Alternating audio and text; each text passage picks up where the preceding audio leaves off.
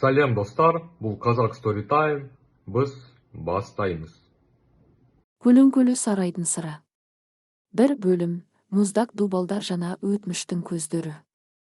Айнура автобустун терезесинен Бишкек шаарынын зымырап өтүп жаткан бийик имараттарын, жаркыраган жарнамаларын жана шашылыш ары бери өткөн адамдарын карап, ичинен терең үшкүрүнүп алды. Ал Барбор Калага нарындын эң алыскы тоо койнуна жашырылган кичинекей айылынан келген эле. 22 жаштагы бул кыздын жүзүндө айылдын таза абасындай мөлтүрүгөн сулуулук, бирок ошол эле учурда турмуштун оор жүгүн эрте мойнуна алган адамдын муңу бар болчу. Анын бул чоң шаарга келишинин себеби жөнөкөй, бирок өтө кайгылуу эле. Атасы катуу ооруп, операцияга тез арада чоң суммадагы акча керек болгон. Айылдагы мал-салды сатып, туугандардан карыз алса да, акча жетпей койду. Ошондо Айнура гезиттен бир кулактандыруу окуп калган. Бишкектеги Рып шаарчыда жайгашкан чоң үй бүлөгө 6 жашар балага бала багуучу няня керек. Айлыгы өтө жогору, кадимки айлыктан 3 эсе көп. Талаптар токтоо, артык баш суроо бербеген. Жашап иштөөгө даяр кыз болушу шарт. Айнура бул кулактандырууну Кудайдын берген мүмкүнчүлүгүндөй көрүп дароо байланышкан. Телефондон сүйлөшкөн аялдын үнү өтө муздак жана буйрукчул эле. Ал Айнуранын айылдан экенин, бул жакта эч кимиси жок экенин укканда, дароо эртең келгиле. Жумушка кабыл алындыңар деп жооп берген. Бул тез чечим Айнураны бир аз таң калтырса да, атасынын өмүрүн сактап калуу үмүтү барды күмөн саноолорду басып салган болчу. Темир дарбаза жана муздак тосуп алуу. Автобус шаардын эң кымбат, тандалма адамдар жашаган ауданына, Вебгородокко, келип токтоду. Бул жердеги үйлөр кадимки эле үйлөргө эмес, падышалардын сарайларына окшош эле. Айнура колуна эски, тозгон жол баштыгын бекем кысып, телефондогу дарек боюнча көрсөтүлгөн үйгө жакындады. Анын алдында бийиктиги 3 метрден ашкан, кара темирден жасалган, учтары найзадай учтуу, өтө сүрдө дарбаза турду. Дарбазанын артында жайкалган бак дарактардын арасында караңгы, готика стилинде салынгандай терезелери чоң. Бирок ичинен эч кандай жар көрүнбөгөн зыңгыраган 3 кабаттуу сарай турду. Үйдүн сырткы көрүнүшү эле адамдын жүрөгүнө түшүнүксүз коркунуч жана муздактык уялатат экен. Айнура дарбазанын коңгуроосун басты. Бир нече секунддан кийин күзөтчү чыгып, аны үнсөзсүз ичкери киргизди. Караонун ичи күзгү жалбырактарга толуп, өтө тынч эле. Бул тынчтык жайдарман тынчтык эмес, өлүк үйдүн жымжырттыгындай сезилди. Үйдүн чоң эмен эшиги ачылып, алдынан жашы 50-лөрдөн ашып калган, чачын артка бекем түйгөн, үстүнө капкара көйнөк кийген аял чыкты. Анын жүзүндө эч кандай эмоция жок, көздөрү терең чуңкурга кирип, муздак тиктеген жан экен. Сен Айнурасыңбы? Деди ал аял, үнү темирдей катуу чыгып. Ооба, саламатсызбы? Мен кече телефондон сүйлөшкөм. Менин атым Батма, бул үйдүн башкаруучусумун. Кир ичкериге, бут кийимиңди чеч да, менин артымдан бас деп буйрук берди аял. Айнура ичкери киргенде, үйдүн ичиндеги байлыкты көрүп эси ооп кала жаздады. Жалтыраган мрамор полдор, шыптан ылдый салаңдаган хрусталь люстралар, кымбат баалуу антиквардык эмеректер. Бирок ушунча байлыктын ичинде эч кандай жылуулук, үй деген сезим жок эле. Үй кудум эле адамдар жашабаган музейге окшош болчу. Батма эже Айнураны биринчи кабаттагы кичинекей, бирок таза бөлмөгө алып кирди. Бул сенин бөлмөң. Сен карай турган баланын аты Али, 6 жашта. Бирок ал башка балдарга окшобойт. Айнура таң калып. Кандайча окшобойт? Ал ооруйбу? Деп сурат. Батма эже ага курч карап. Ал сүйлөбөйт. 1 жыл мурун болгон кырсыктан кийин ал таптакыр сүйлөбөй калган. Сенин милдетиң аны убагында тамактандыруу, аны менен сейилдөө жана анын бөлмөсүн таза кармоо. Бирок эң башкысы, бул үйдөгү 3 алтын эрежени так аткарышың керек. Эгер бирөөсүн эле бузсаң, ошол эле күнөө айдалсың. Айнура жутунуп алып, башын ийкеди. Мен даярмын. Кандай эрежелер? Батма эже Айнурага бир кадам жакындап, үнүн пастатып, бирок басым жасап сүйлөдү. Биринчи эреже, Алинин апасы жөнүндө эч качан, эч кимден сурабайсың. Ал бул үйдө тыюу салынган тема. Үй ээси Эркинбек мырзанын көзүнчө ал аялды эстесең да болбойт. Экинчи эреже, түнкү саат 10дон кийин бөлмөңдөн эч кайда чыкпайсың. Үйдүн ичинде кандай гана үн, кандай гана дабыш угулбасын, эшигиңди ичинен бекитип ал да. Уктаганга аракет кыл. Үчүнчү эреже, бул үйдүн 3 кабатына чыгууга сага катуу тыюу салынат. Ал жакта үй ээсинин жеке иш бөлмөсү жана жабык бөлмөлөр бар. Ал жакка бутуңду бассаң, өзүңдүн көр. Бул эрежелер Айнуранын денесин муздатып жиберди. Айрыкча экинчи жана үчүнчү эрежелер кандайдыр бир коркунучтуу сырды жашырып тургандай сезилди. Бирок ал атасынын операциясы үчүн бериле турган чоң акчаны эстеп, мен жөн гана бала багуучумун. Мага бул байлардын сырларынын кереги жок деп өзүн өзү жоткотту. Үнсүз бала жана сүрдү үй ээси. Айнураны экинчи кабатка, Алинин бөлмөсүнө алып чыгышты. Бөлмө кенен оюнчуктарга толуп турганы менен, ал жерде өтө көңүлсүз атмосфера өкүм сүрүптүр. Терезенин алдында сыртты карап кичинекей бала отурду. Анын өңү куп-куу, көздөрү чоң, бирок ичинде эч кандай балалык учкун жок, боштук эле.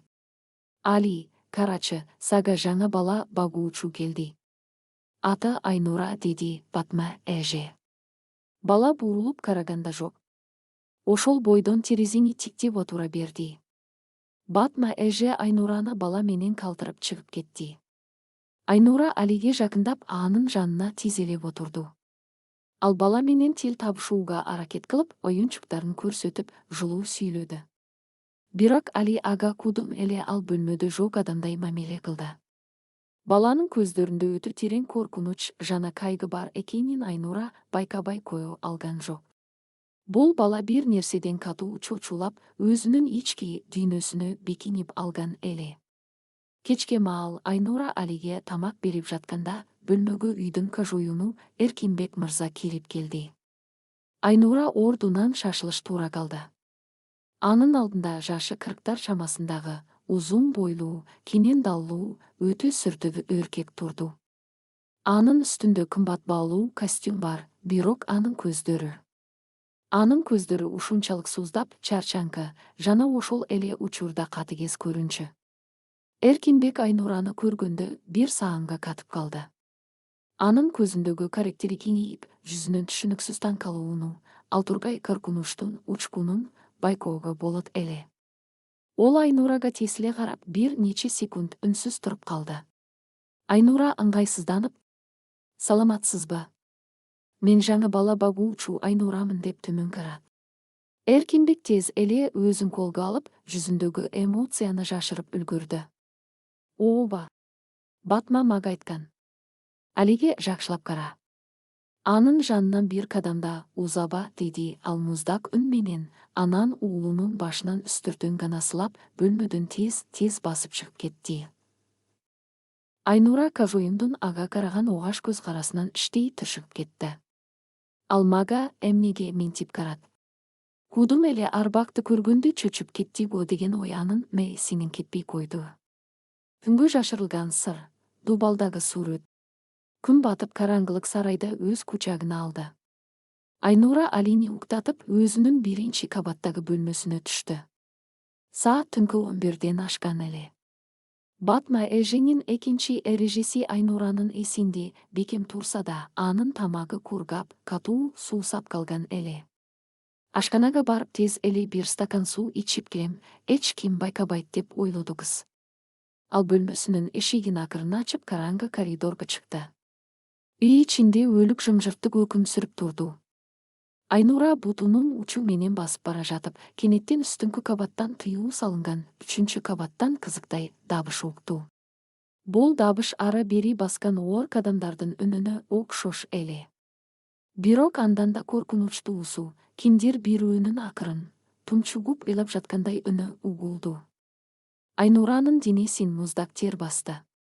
Эркинбек мырзабы? Же бул үйдө дагы бирөө барбы? Анын акыл эси кайра бөлмөңө кир деп кыйкырып жатса да, анын ичиндеги түшүнүксүз кызыгуу жана тылсым күч аны тепкичти көздөй тартып жатты.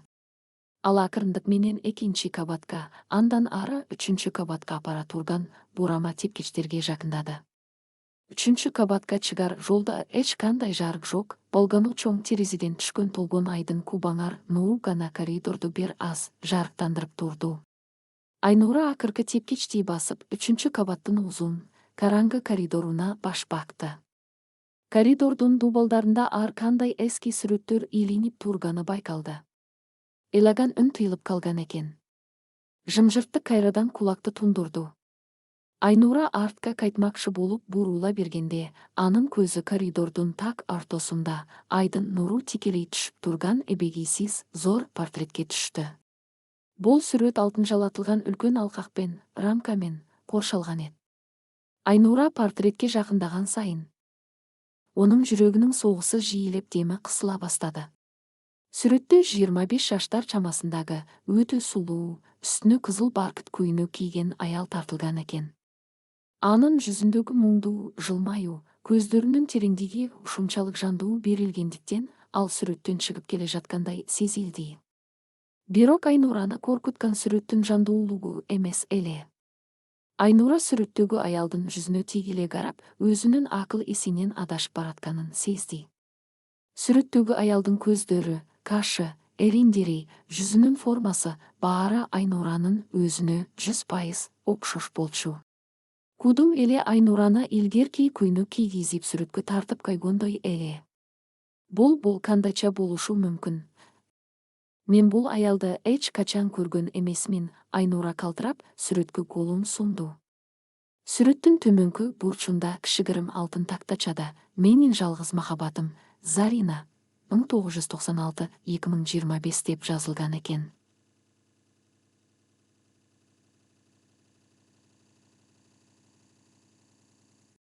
Демек, бул сүрөттөгү аял Эркинбектин жубайы, Алинин апасы.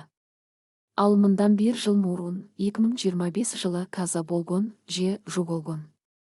Жана Эркинбек Айнураны бүгүн көргөндө эмнеге арбакты көргөндөй чөчүп кеткени эми түшүнүктүү болду. Айнура Кажоюмдун өлгөн аялына 2 тамчы суудай окшош болчу. Бирок эң сымдык жаңалык бул эмес эт.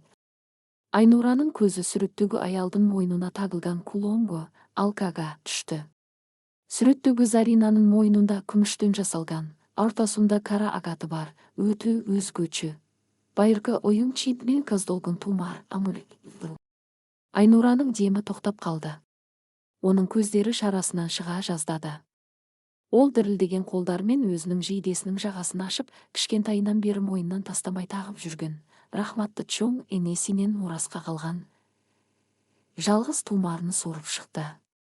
Айнуранын колундагы тумар менен сүрөттөгү өлгөн аялдын мойнундагы тумар бирдей эле. Эч кандай айырмасы жок, кудум бир устанын колунан чыккан эгиз тумарлар болчу. Кудайым-ай, бул эмне деген шумдук? Бул аял ким болгон? Менин чоң энемдин тумары анда кайдан жүрөт? Айнура үнүн чыгарып жибергенин байкабай калды. Ошол маалда анын дәл артынан караңгылыктын ичинен муздай сууп, карлыккан үн эстилди. Мен сага 3-чү кабатка чыкпа деп эскерткем го, Айнура. Айнура жүрөгү жарылып кете жаздап артка кілт бурулду. Онун алдында түнөктүн ичинен чыккан елестей болуп, колдарындагы ауыр темир шамдалды, подсвечникти кысып устаган батма эже тур эт. Анын көздөрүнөн кәдимги жырткычтын өлтүрүүгө дайын турган каскөйдүн оты жанып турду. Оюн энди гана башталды. Кедей айылдык кыздын бул үйдөгү өмүрү нагыз тозакка, жан сактоо күрөсүнө айналгалы турган болатын көлөңкөлүү сарайдын сыры. 2 бөлүм, ажалдан арача жана дудук баланын сүрөтү. 3-чү кабаттын караңгы коридору. Айдын кубаңар нуру чагылышкан портреттин алдында Айнуранын жүрөгү токтоп кала жаздады. Анын алдында колуна оор, колодон жасалган шамдалды, подсвечник, бекен кысып өлтірүүгө даяр турган Батма эже турду. Батманын көздөрүндө эч кандай адамгерчиликтин учкуну жок болгону, жырткычка мүнөздүү муздак кандуулук гана бар эле. Мен сага эмне дейдим эле, кыз? 3-кабатка чыкпа дебейдим беле? Деп арылдады Батма эже үнүн пастатып. Анын үнү жыландын ышкыргындай угулду. Айнура карканунан артка чегинмекчи болду, бирок анын туу аркасында дубал жана алтын алкактагы портрет гана бар эле. Кача турган жер жок. Мен жөн гана суу ичкени чыккам. Анан бул жактан бирөөнүн ыйлаган үнүн уктум деп кекечтенди Айнура, колу менен мойнундагы тумарын жашырууга аракет кылып. Ыйлаган үн. Бул үйдө өлүктөр гана ыйлайт. Ал эми сен өз ажалыңды өзүң издеп таптың. Батма эже колундагы оор шамдалды үйдү көтөрүп, Айнуранын башын көздөй бар күчү менен шилтеди. Айнура көзүн жумду да, инстинкт менен эки колун башына тосуп отура калды. Шуу! Оор шамдал Айнуранын башын жанап өтүп, дубалдагы портреттин алкагына катуу тийди. Бөлмөнү темирдин жаңгыргы каптады. Дал ошол маалда коридордун аркы башынан Эркинбектин иш бөлмөсүнүн катуу, ачууланган эркектин үнү жаңырды. Батма, бул жерде эмне болуп жатат? Батма эже шамдалды колунан түшүрүп жибере жаздап селт эте түштү. Жырткычтын кейпи заматта жоголуп, ал үрпөйгөн, корко кызматчынын кейпин кийди. Коридордо Эркинбек мырза пайда болду. Анын үстүндө кара жибек халат, көздөрү уйкусуздуктан кызарып кеткен. Ал Айнура менен Батманы көргөндө, өзгөчө портреттин алдында отурган Айнураны көргөндө жүзү карайып кетти. Эркинбек мырза, кечириңиз. Бул жаңы кыз эрежелерди бузуп, сиздин кабатыңызга чыгып алыптыр. Мен аны кайра бөлмөсүнө алып түшөйүн деп жаткам, деп Батма эже дароо калпты суудай төктү. Эркинбек жайкадам менен аларга жакындады. Ол Айнураны полдон тургузуу үчүн колун сунган жок. Жөн гана үйдүдөн ылдый, портреттеги аялына, жана Айнурага кезек-кезек карап, үнсүз турду. Айдын жарыгында Айнура менен сүрөттөгү Зарина чындап эле эгиздердей окшош болчу. Эркинбектин жүзүндө жиндиликке жакын бир сагыныч, анан кайра чексиз жек көрүү пайда болду. Сен, деди Эркинбек Айнурага кайрылып, үнү калтырап. Сен бул сүрөттү көрдүңбү? Айнура буттары титиреп, араң ордунан турду да, башын ийкеди. Кечириңиз. Мен экинчи бул жакка чыкпайм, деди ал, мойнундагы тумарды көйнөгүнүн ичине тереңирээк жашырып. Эгер Эркинбек бул тумарды көрсө, эмне болорун ал ойлоп да батынбады. Батма, деди Эркинбек, көзүн Айнурадан албастан. Төмөн түш. Эртең менен мага кофе даярда. Ал эми бул кыз менен мен өзүм сүйлөшөм. Батма эже Айнурага жек көрүндү көз карашын бир кадап алып, тепкичтен ылдый түшүп кетти. Коридордо Эркинбек экөө гана калды. Эркинбек Айнурага бир кадам жакындады. Анын деминен кымбат коньяктын жана тамекинин жыты уруп турду. Ал Айнуранын эгинен муздак манжалары менен кармап башын үйдү көтөрттү. Сен ага ушунчалык окшошсуң. Кудум эле тозактон мага азап берүү үчүн кайтып келгендейсиң, деп шыбырат ал. Анын сөздөрүндө коркунучтуу бир маани бар эле. Анан ал Айнуранын эгин катуу түртүп жиберди. Бирок сен ал эмессиң. Сен жөн гана кедей айылды кызсың. Эртең менен буюмуңду жыйнап, бул үйдөн кетесиң. Сага бул жерде орун жок. Мен сенин жүзүңдү көргүм келбейт. Айнуранын жүрөгү шув эте түштү. Жумуштан айдалса, атасынын операциясына акча кайдан табат? Өлүм алдында жаткан атасынын жүзү көз алдына тартылганда, ал барды коркунучун унутуп, Эркинбектин алдына тизелеп отура калды. Жалынам сизге, Эркинбек мырза. Мени айдабаңыз. Менин атам ооруканада, мага бул жумуш абадай керек. Мен сизге сөз берем, экинчи бөлмөмдөн чыкпайм. Мени көлүгүдөй көрбөй каласыз.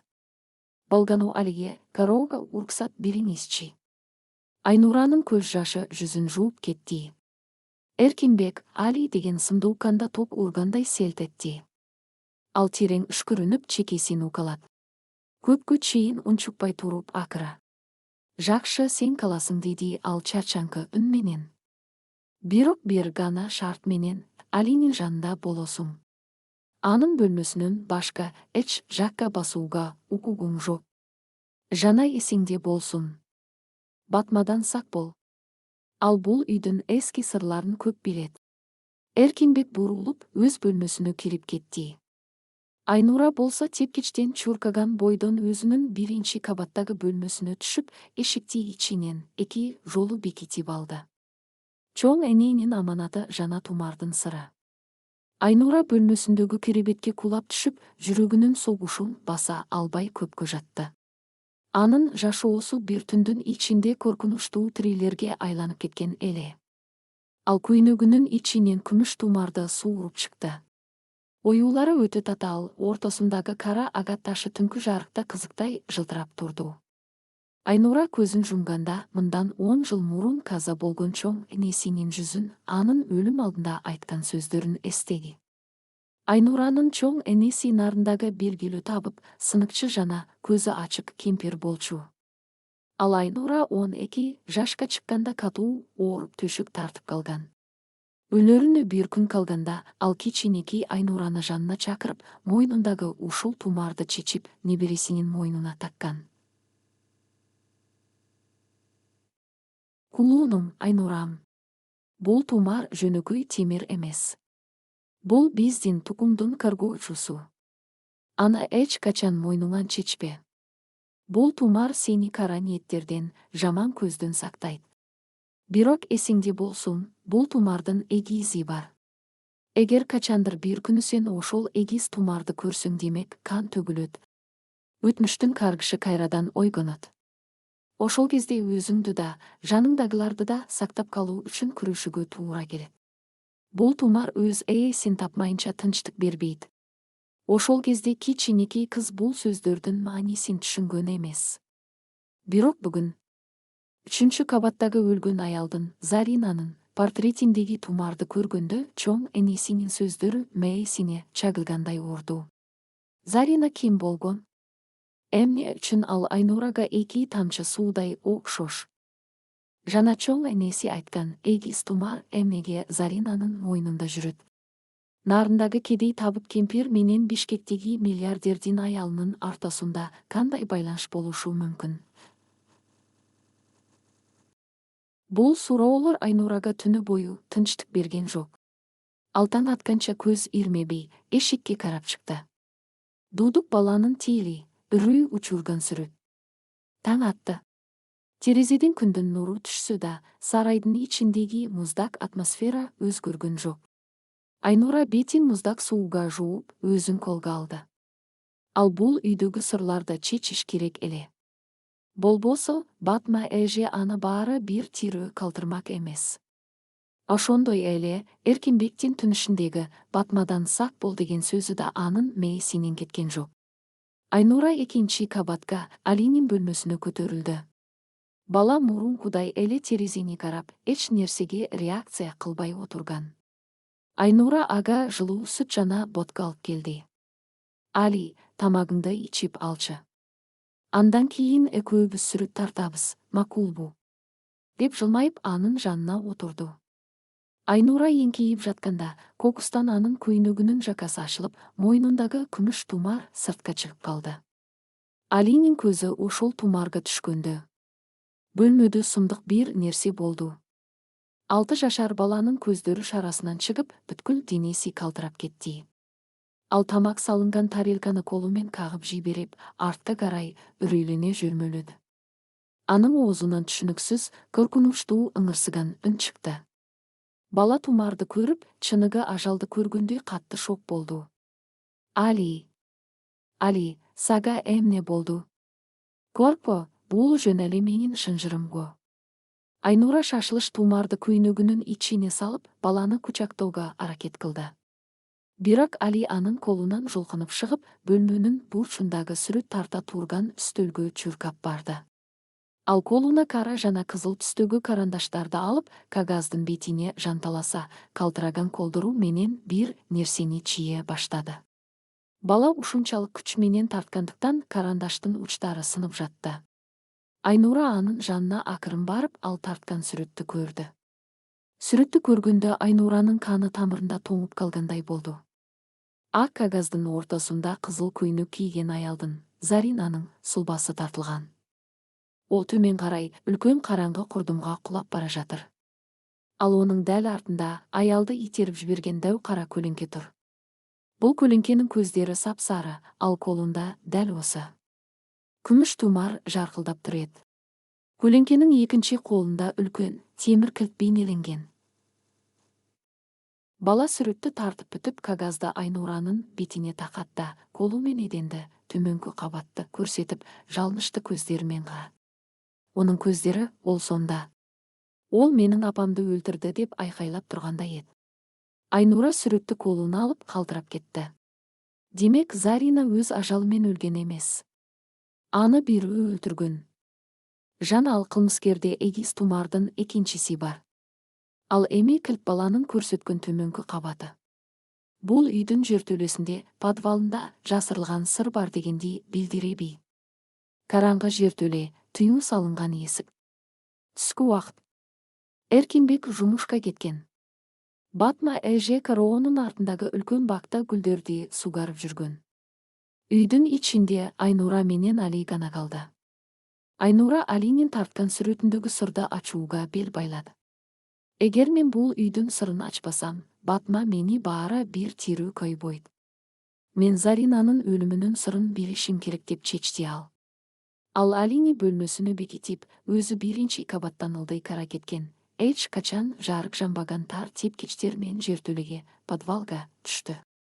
Жертөлөдө муздак, дымкыл аба жана көгөргөн кабырганын ээси аңкып турду. Айнура телефонунун фонаригин күйгүзүп алдыга карай жүрдү. Жертөлө өтө чоң экен. Бул жерде эски эмеректер, чаң баскан сандыктар үйүлүп жатыптыр. Айнура коридордун эң түкпүрүнө келгенде баланын сүрөтүндөгү темир килттин сырын түшүндү. Коридордун аягында кабыргага бириктирилип салынган ауыр, көне темир эсик тур эди. Эсикте үлкөн, дат баскан кулуп өлүлү. Айнура эсикке жакындап кулупту тартып көрдү. Ол бекем жабык болчу. Кенеттен Айнуранын деми ишине түсүп кетти. Ол темир эсиктин аркы жагынан өтө әлсиз, адамдын тырнагы менен эсикти тырмалагандай үн эстиди. Кырт. Айнуранын бүкүл денеси титиркенип кетти. Эсиктин артында тирчилик ээси бар. Ол кулагын муздак темир эсикке такат. Ары жактан өтө кырылдаган, әлсиз айылдын дауысы эстилди. Ким бар? Куткарыңдар. Суу? Айнуранын көздөрү шарасынан чыкты. Бул үн Эркинбекке тиешелүү эмес, Батмага да тиешелүү эмес. Бул Заринанын үнү эмеспи? Ол өлгөн жокпу? Оны 1 жыл бою осы жертөлөдө камап ұстап отырған кім? Сіз кімсіз? Деп сыбырлады Айнура есіктің саңлауына ернін тақап. Бірақ жауап алуға үлгермеді. Жертөлөнүн баспалдақтарынан қатты, нық басылған қадамдардың үні естілді. Біреу жертөлөгө түсіп келе жатты. Сен бұл жерде не істеп жүрсің? Деген Батма эженин муздай даусы жертөлөнүн ішінде жаңғырып кетті. Айнура қақпанға түскөнүн түсінді. Оның алдында құлыпталған жұмбақ есік, ал артында өлім періштесіндей болған Батма тұр еді, өлөңкөлүү сарайдын сыры. 3 бөлім, жертөлөдөгү тирешүү жана кандуу тумардын ээси. Муздак сыз жыттанган жертөлөнүн караңгы коридору. Айнуранын алдында сыра ачыла элек оор темир эшик, ал эми артында көздөрүнөн жырткычтын оту жанган, үрөй учурган Батма эже турду. Айнуранын жүрөгү оозуна кептелип дем албай калды. Эшиктин артынан угулган әлсиз «Куткарыңдар» деген үн дароо тыйылып, өлүк жымжырттык орнаду. Батма эже тепкичтен жай, салмактуу кадамдар менен түшүп келе жатты. Анын ар бир кадамы жертөлөнүн ичинде жаңырып, Айнуранын жүйкөсүн жыртып жатты. Мен сага бул үйдөгү эрежелерди так айтпадым беле? Деди Батма эже, үнү шкырыктай угулуп. Ол Айнурага өтө жакын келип, анын көзүнө тике карады. Анын деменен кандайдыр бир ачуу чөптөрдүн жана чириген түтүндүн жыты уруп турду. Жертөледе әмне іздеп жүресің. Айнура ақыл есін тез жинап, өз өмірін сақтап қалу үшін жанталаса қалпайтуға мажбур болды. Мен Алинин ойыншығын іздеп түштім. Ал кичинекей резина тобын тепкіштен ылдый кулатып жіберді. Али ошол тобын сурап илап жатат, деді Айнура, үнінің тетерегенін жашыруға аракет кылып. Батма эженин көздөрү кысылып, Айнураны башынан аяғына чейин шектене тиктеп чыкты. Анан колун созуп, Айнуранын чачынан мыкчи кармап, башын артка тартты. Ук мени, айылдык акмак кыз. Бул темир эшиктин артында эски буундар жана чоң келемиштер, кырсалар гана бар. Эгер дагы бир жолу ушул жакка бутуңду бассаң, мен сени ошол келемиштерге тирүүлүү жем кылам. Түшүндүңбү? Айнура ооруганына чыдап, башын ийкеди. Батманы итерип жиберип, тепкичти көздөй колу менен ишарат кылды. Жогул көзүмө көрүнбөй. Баланын жанынан чыкпа. Айнура тепкичтен мүдүрүлүү түртүлүү чуркап чыгып, экинчи кабатка жеткиче артына караган жок. Анын денеси калтырап, демей кысылып жатты. Бирок анын мээсинде бир гана ой айланып турду, жертөлөдөгү үн адамдын үнү болчу. Ал Зарина. Эркинбектин аялы тирүү. Батма аны ошол жерде камап кыйнап жатат. Бирок Эркинбек мырза муну билеби? Же ал дагы бул кылмышка шерикпи? Дудук баланын көз жашы. Үлүүгөнүн сыры. Айнура Алинин бөлмөсүнө кирип, эшикти ичинен илип алды. Бала мурункудай эле сүрүт тартып отурган экен. Айнура анын жанына барып тизелеп отурду да, аны бекем кучактады. Али, мен баарын билем. Сенин апаң тирүү, туурабы? Ал жертөлөдө камалып жатат, деп шыбырады Айнура, көзүнөн жаш куюлуп. 6 жашар баланын денеси таштай катып, анан акырындык менен бошуп, ал Айнуранын мойнуна асылып, үнсүз, бирок бүт денеси менен солкулдап илай баштады. Бул 1 жыл бою ичине катылган, эч кимге айта албаган коркунучтун жана сагынычтын жашы эле. Айнура баланы сауратып жатып, анын тарткан сүрөтүнө кайрадан көз чапты. Кызыл көйнөкчөн аялды, Заринаны, курдумга итерип жаткан сары көздү, үлкөн кара көлеңке. Онун колунда күмүш тумар мен кілт бар. Айнура Алинин көз жашын сүртүп: Али, мага жардам берчи. Бул сүрөттөгү көлүкө ким? Бул Батма эжеби? Деп сурат. Али башын чайкады. Жок. Айнуранын жүрөгү шув эте түштү. Батма эже эмес болсо, анда ким? Бул сенин атаңбы? Эркинбек мырзабы? Деп сурады үнү дирилдеп. Али дагы башын чайкады. Жок. Анда ким? Бул үйдө Эркинбек, Батма, күзөтчү жана Алиден башка эч ким жокку. Али карандашты алып, сүрөттөгү көлүгөнүн жанына чөптөрдүн, оттун жана түтүндүн сүрөтүн тартты. Анан колу менен 1 кабатты көрсөттү. Батма эженин бөлмөсүн. Айнура эми түшүндү. Бул көлүгү кадимки адам эмес. Бул Батма эже чакырган кандайдыр бир мистикалык кара күч, демон же жин, же болбосо Батма эже башкарган өтө жашыруун бир адам. Жана эң негизгиси, жертөлөнүн ачкычы жана эгиз тумар дал ошол Батманын бөлмөсүнөн табылышы керек. Эгер мен Заринаны куткаргым келсе, бүгүн түндө Батманын бөлмөсүнө кирип, ачкычты уурдашым керек, деп бекем чечим кабыл алды Айнура. Бул өзүн-өзү өлүмгө түрткөнгө барабар эле. Бирок анын мойнундагы чоң энесинин тумары көгүрөгүн ысытып, ага күч берип жаткандай сезилди. Күтүлбөгөн союздаш, Рустамдын эскертүүсү. Түштөн кийин Айнура Алини таза абага чыгарып, кароодогу бакчада сейилдетип жүрдү. Батма эже үйдүн ичинде калган. Бакчанын артында, гараждын жанында жашы 30 чамасындагы, үстүнө форма кийген айдоочу күзөтчү жигит машинанын дөңгөлөгүн жууп жаткан экен. Айнура аны 1 күнү дарбазадан киргизгенин көргөн. Аты Рустам. Айнура Алинин топ ойноп жатканын карамыш болуп, Рустамга акырын жакындады.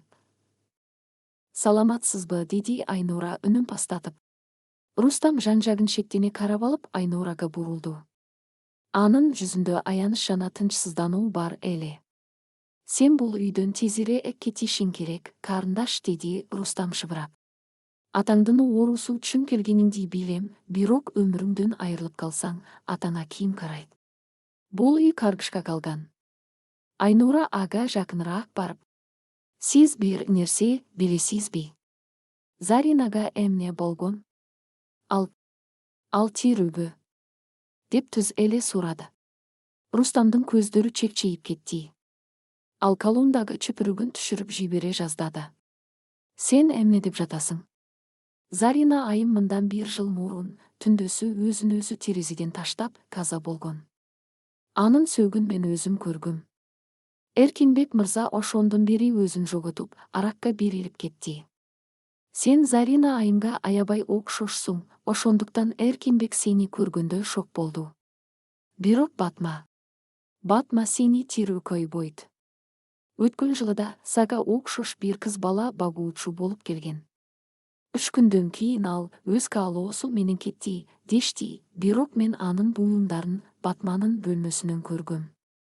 Жок, Рустам байке. Зарина каза болгон эмес. Анын сөөгүдөлгөн нерсе калп. Мен бүгүн жертөлөдөн анын үнүн уктум. Батма ана ошол жакта камап турат. Ал эми Али баарын көргөн, ал ошон үчүн дуудук болуп калган. Айнуранын сөздөрү Рустамдын мээсине чагылгандай урду. Рустам башын чайкап, сени албай турду. Бул мүмкүн эмес. Эркинбек мырза шектенбейт беле? Батма Эркинбекти кандайдыр бир чөптөр менен, магия менен уулап, акыл эсин тумандатып жатат окшойт. Сиз мага жардам беришиңиз керек. Бүгүн түндө мен Батманын бөлмөсүнө кирип, жертөленин ачкычын уурдашым керек. Мага убакыт керек. Аны сыртка алаксытып бере аласызбы? Жалынам сизге. Эгер үн катпасак, экөөбүз тең ушул кылмышка шерик болобуз. Рустам көпкө чейин ойлонуп туруп, акыры оор үшкүрүндү. Макул, бүгүн түнкү саат 2-де мен арткы кароодогу электр трансформаторун өчүрүп, сигнализацияны иштетем. Батма сөзсүз сыртка чыгат. Бирок сага 5 мүнөт гана убакыт болот. Эгер кармалсаң, мен сага жардам бере албайм. Айнура башын ийкеп, үмүт оту жанып, Алинин жанына кайтып келди. Түнгө чейинки убакыт кылымдай узак сезилди. Түнгө жашырылган ажал, Батманын бөлмөсү. Түнгү саат 02:00. Сарайдын ичи өлүк жымжырттыкка баткан. Эркинбек өз бөлмөсүндө мас болуп уктап жаткан. Айнура бөлмөсүнүн эшигин акырын ачып, коридорго чыкты. Жүрөгү төшүн жарып, чыпчуудай согуп, алакандары тердеп кеткен эле. Кенеттен сырттан: Ви. Караодогу автоунаалардын жана дарбазанын сигнализациясы кулакты тундура шырылдай баштады. Жарык сөнүп калды. Рустам уәдесинде турду. Айнура коридордун бурчуна тыгылды. Бир нече секундтан кийин Батма эженин бөлмөсүнүн эсиги ачылып, ол колуна чоң фонарик кармап, сыртка карай ачууланып чуркап чыкты. Бул не деген шу? Рустам, кайдасың, малгун? Деп айкайлаган Батманын дауысы эсиктин сыртына узап кетти. Айнурага тек 5 минут гана убакыт бар эди. Ал жүгүрүп барып, Батма эженин ашык калган бөлмөсүнө кирип кетти. Бөлмөнүн ичи үрөй учурарлык эди. Бул карапайым кызметчинин бөлмөсү эмес, нагыз кара магия менен айналысатын шамандын үңгүрүнө оксойтун. Кабыргаларда куураган канга оксас кызыл бояу менен сызылган түсүнүксүз символдар, буруштарда жаныбарлардын бас сүйөктөрү менен бирдеңелер салынган шыны ыдыстар турду. Бөлмөдөн катты, адамдын луксуун келтиретін ширик ийис чыгып турду. Айнура телефондун жарыгы менен бөлмөнү тинтип чыкты. Үстөлдүн үстүндө, жазуу үстөлүнүн суурмаларында, эшиктеринде эчтене жок. Кайда жасыруу мүмкүн? Килт пен тумар кайда? Деп жанталасты ол. Убакыт сыргып бара жатты. Сырттагы сигнализация токтады. Демек, Батма казыр кайтып келет. Кенеттен Айнуранын мойнундагы күмүш тумары катты ысып, кеудесин күйдүрө баштады. Ол тумарды колуна алганда, тумар бир багытка төсектин астына карай тартып тургандай сезилди. Бул мистикалык күч эди.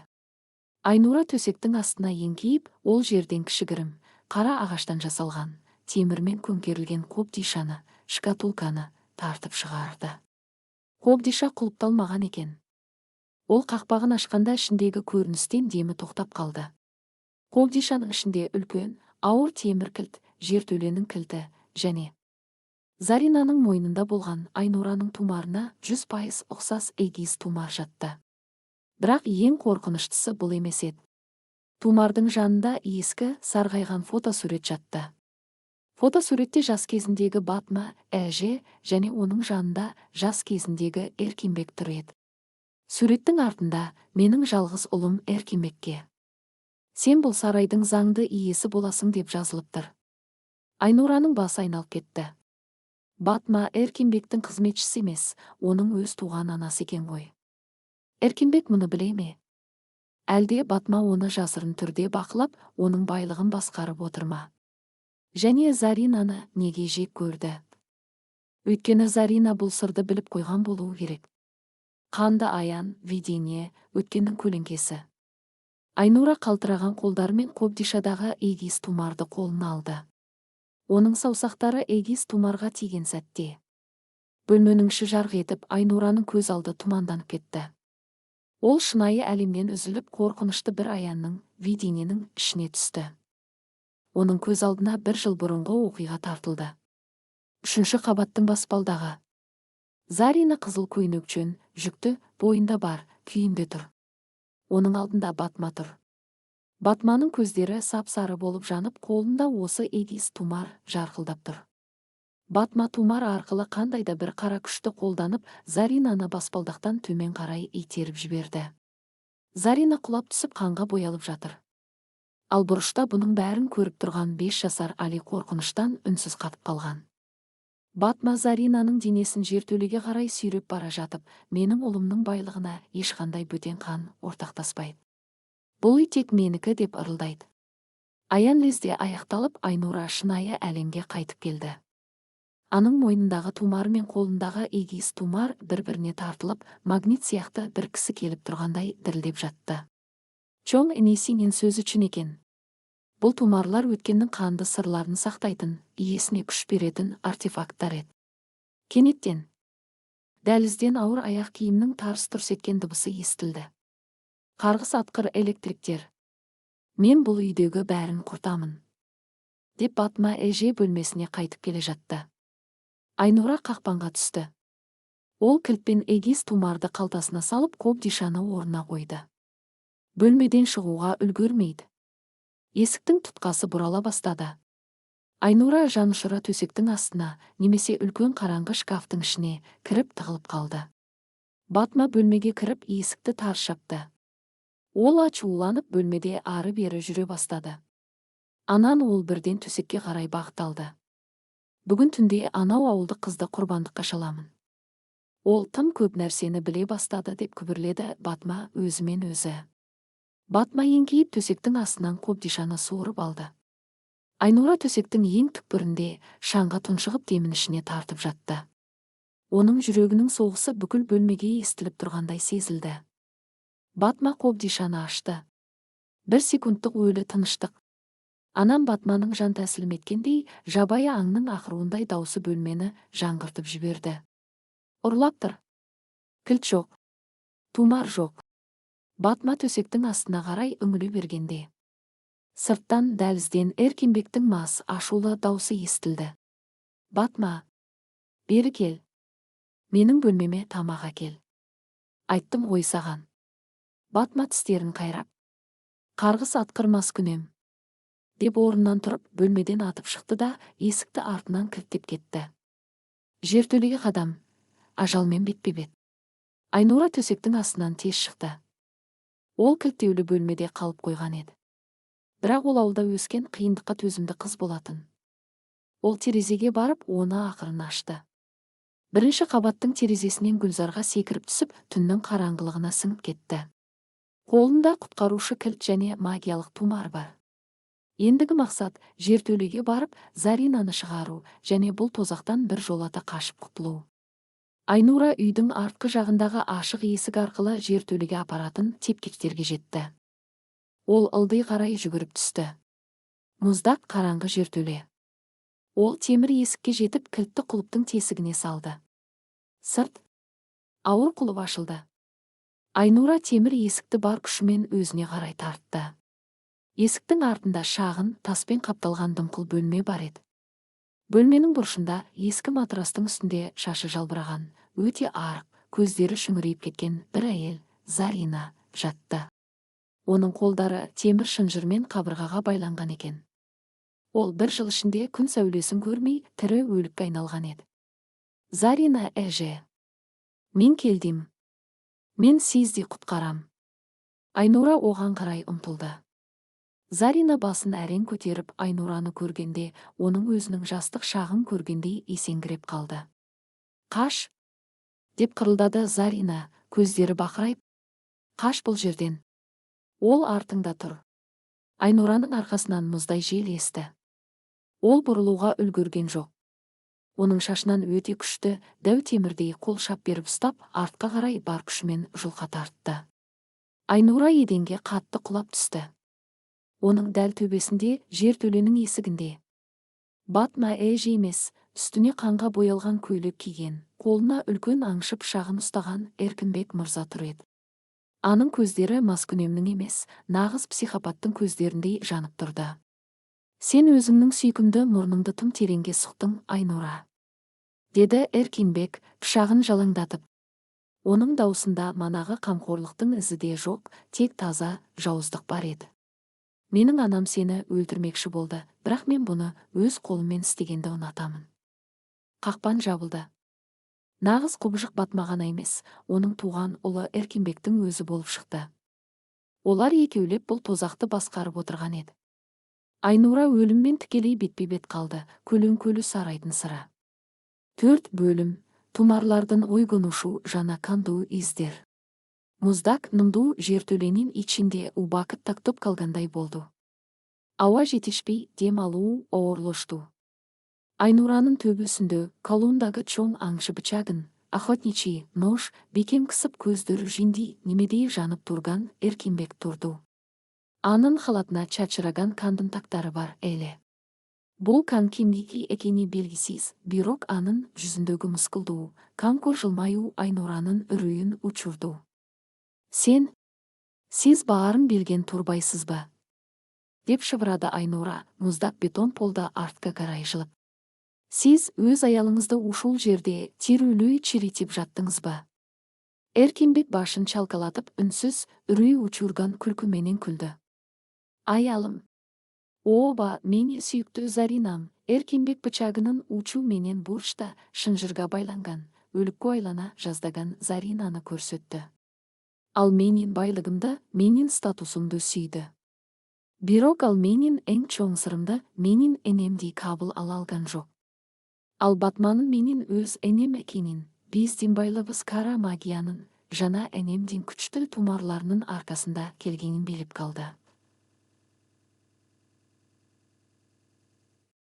Зарина мени полицияга тапшырып, уулум Алини алып кетмекчи болду. Мен буга жол бере алат белем. Жок. Эркінбек Айнурага карай бир кадам таштады. Биз анын өзүн-өзү терезеден таштаганын эң сонун уюштурдук.